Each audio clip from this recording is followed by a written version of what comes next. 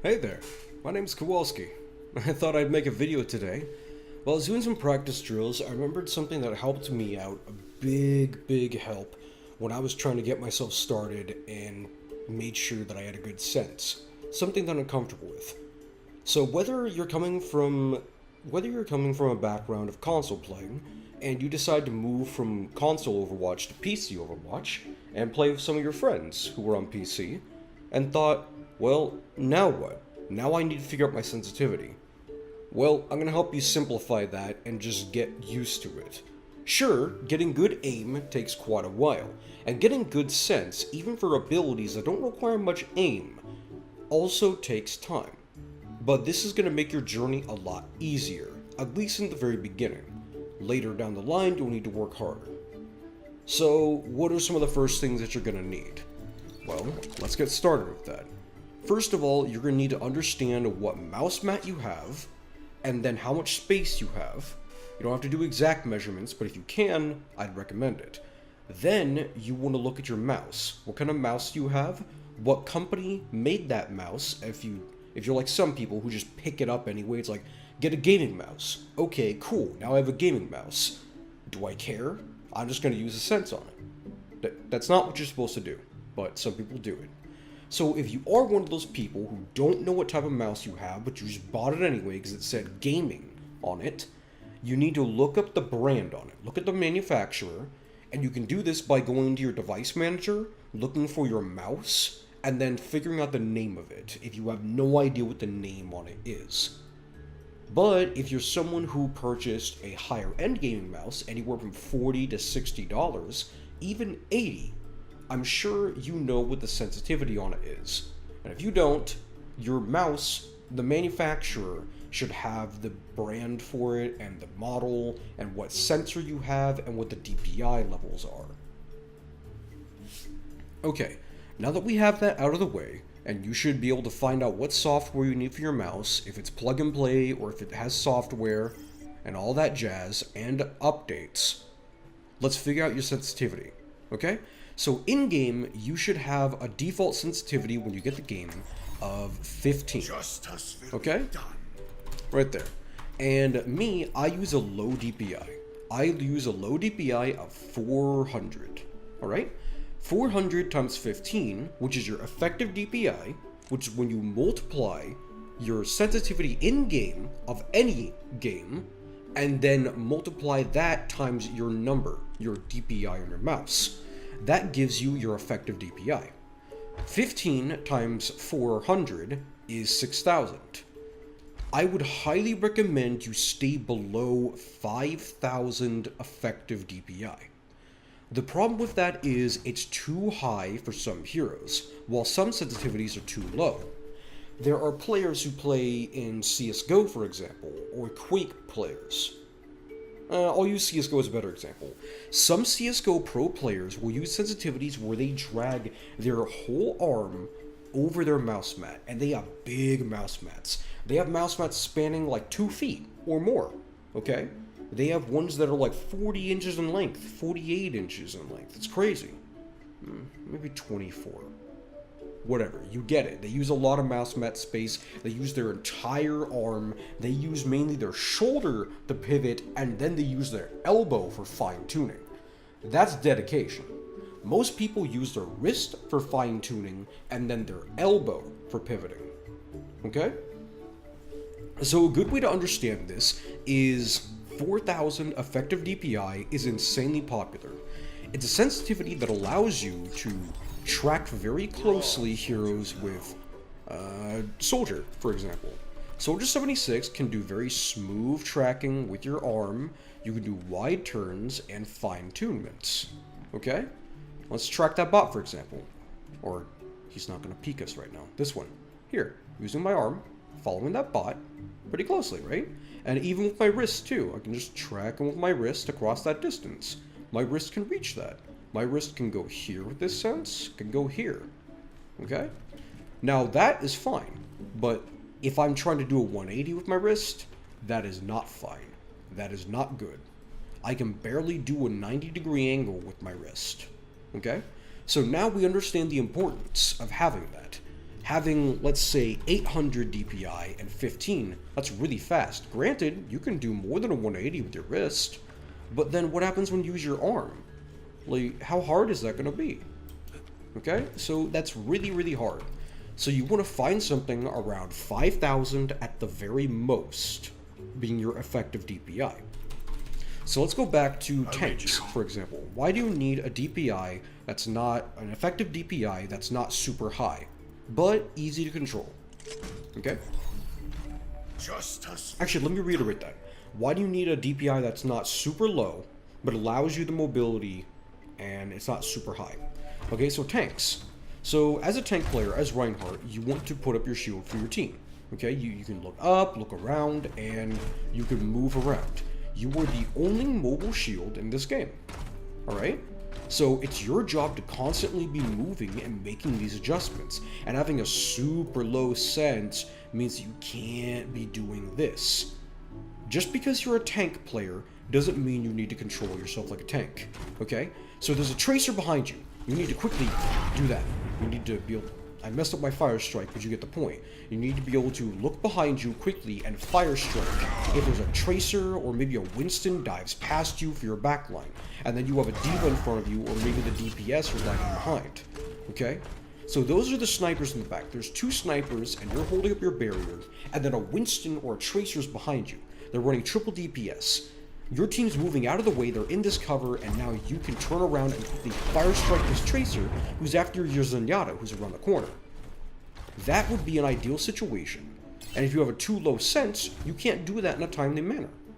So being able to flick your shield around and even bait the enemy Reinhardt to quickly turn around and do that, that's really good. So having a high sense for tank players is very valuable. So why do you want to keep consistent sensitivity? Well, if you're practicing your 180s on one hero, and then you want to, say, play Tracer, you need to be able to do the same 180, right? So you need to be able to 180 on Tracer the same way you 180 on a Reinhardt, because you shouldn't have to prepare yourself and warm up for a different sensitivity on different heroes. That takes way too much time, okay? So an important thing for Widowmaker, as a DPS player, if there's a Pharah who's going to rocket jump, let's see how long it takes Pharah to rocket jump, okay? So let's pick Pharah, if I can find Pharah. Right, so Pharah's flying here. Your Widowmaker right on that doorway. She's rocketing. So let's count. Like, one. She's further away. She's trying to make it really hard for you to hit her. She's really sorry. So that takes like 2 seconds for that rocket to hit. Okay? Now let's pretend for a second that you're trying to scope in. You're trying not to get hit by the rockets because you move like this, like Widow. When you're scoped in, you move really slowly. Okay, Pharah can strafe your hits. She can do wide strafe, she can dip dodge, you know, jump around, fly. And she's rocking you around. She can throw you around. An important reason why you shouldn't have too low of a sensitivity is this. So if you're Widow and that Pharah's rocketing around, she takes like 1 second to get and cover a massive distance. She can go from there up to there in one jump, one rocket jump, okay? You on Widow, it takes time for your scope to charge up. You can't just do that. That's not going to be a full kill. That Pharah can fire 2 rockets into you by the time you're trying to escape and you're trying to charge your scope. So it's important that you understand your scope timing and how long it takes you to scope in and ready your shot and your movement. So your scope time, your movement, your mobility, and your vertical aim. So CSGO players, again, use like their whole mouse mat, okay? So if I were to do a 360-degree motion on my mouse mat and meet that exact point, like a CSGO pro would, let's go all the way around. I can't even do it. That's too low. Let's try this. Let's try 5. 5 might be good, okay? So let's go from one end of my massive mouse mat to the other end, respectively, to my keyboard. That's the amount of space I use. Right there. A CSGO pro might believe that a 180 on his mouse mat, his or her mouse mat, just like that, would be what they want. And some people do that. Some people play this game like that. But the problem is, if you're going to meet that Pharah, I'm going all the way up my mouse mat right now. I can't show you, but from the middle of my mouse mat, respectively, where I should always have my arm, always have my reset point on my mat. If there's a Pharah flying there, and I aim up, I'm not even looking all the way up. You see, I had to let go of my scope and continue to aim until I slide off my mouse mat. That's not good. You can see the problem there. Even a low sense player like IDDQD, who uses 400 DPI and 7 in-game, knows his limits. I'm sure the man maybe tried to go even lower, because a lot of people who use low sense, they choose to use 3200 EDPI, which is an equation of 400 DPI and 8 in-game. I used to use that sense included, and to me this is still natural. This is still natural for me. This is a sensitivity that I love and work with. However, I acknowledge the fact that on my old mouse mat, my vertical aim was hindered by the lack of height of the mat. So now, because I use 9.52, and that is my current sense, that is what I use. And I'm not going to change it because that would take like 3 weeks for me to get used to. Maybe less, maybe about a week, but still. The point is, it takes time to mold your muscles into understanding something. Okay, I don't want to keep the video going for too much longer, so I'll get into the big thing that I wanted to give. A big tip on how to get used to a sense. So, you have your DPI. After all this stuff we just talked about, to wrap this up right now, to reiterate it, you have your DPI. You have your mouse mat space, you have the space you're trying to use, and you have the sensitivity on your mouse you're trying to use, and now we need to figure out what's good for you. Like I said, find a 360-degree motion and then a 180-degree motion, or find 2 360 degrees of motion. You fix that to your mouse and then see what's better for you. If you want to go lower, go ahead, go lower.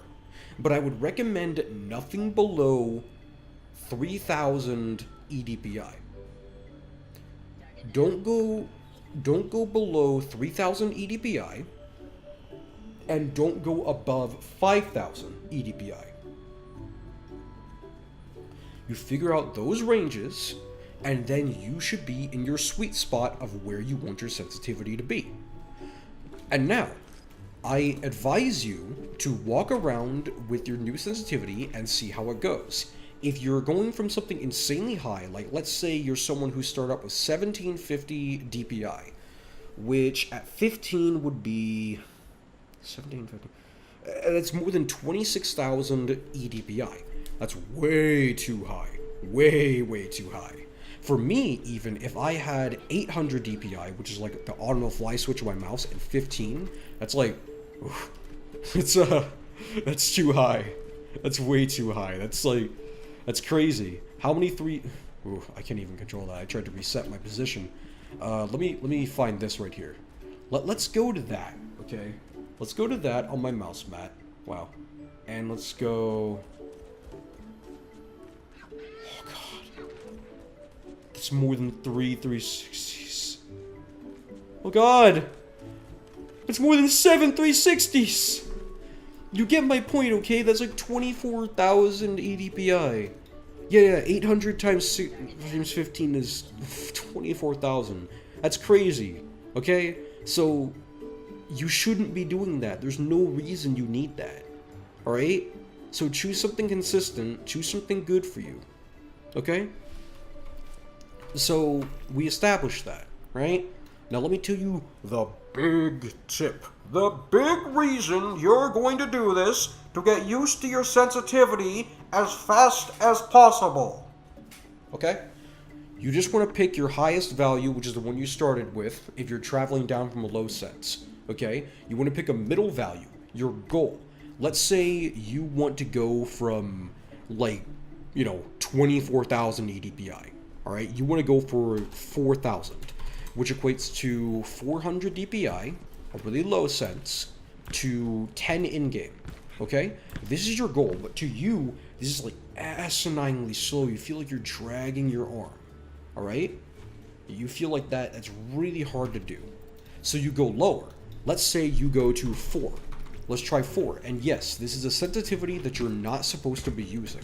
This is something that you don't want to use. You want to choose an extreme value beyond what you're trying to do, whether it be high or low, and then you want to go back to your value, okay? You want to go back to your projected value that you would like to use, and then it's no longer slow to you, you see? Or no longer fast to you. For me, if I wanted to transition from a low DPI, a low effective sense, to a high one, I would practice for 12. 12 would be my goal. This is kind of fast for me, but I could totally use it, okay? But it's not quite there for me. It still feels too fast. So I would go to something crazy, like 15, okay? I would go to 6,000 EDPI and get used to this sense for like half an hour, or maybe the majority of my time that I'm gonna be on.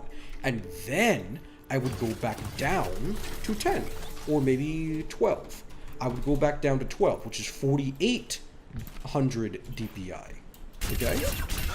You understand? Alright, so that's all you need to do.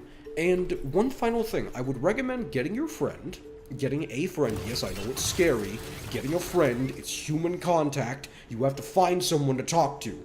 I know you just sit in your room, and you eat your chips, and you drink your water, and you just want to play Overwatch. And you already don't care about the people that you're going to be in the match with, but I promise you, you gotta find a friend. Okay? So get your friend, right? And you want to go around with that really low sensitivity, okay? Like we told you about, the one that you can't control, or the really high one. You want to get him to go around as like Lucio or something, and do 180s around you. So then you're going to ask him to go behind you, and then go in front of you again. And go behind you and go in front of you again. And you're going to practice 180s, right? You're going to practice that. Get your arm used to these long movements. And don't tense up, just do it. Just do it, get your arm used to it. Just do it, okay? And then go back up to a different sense, the one that you wanted, and then this value that might have been too fast or too slow for you now feels a lot better, because you're getting your arm used to an extreme value and then going back down. And it's not too bad. It's easy. Just trick your human monkey brain into doing what you want it to do. Because no matter what you think, no matter how hard you try, as long as you trick your brain to fire off synapses to your damn muscles and tell it to do something, just don't make it a poor experience for yourself. If you want something to do what you want it to do, then just get used to it. That's all. Anyway, I'll catch you guys later. Thank you for watching, and I hope this helps somebody out. See you then.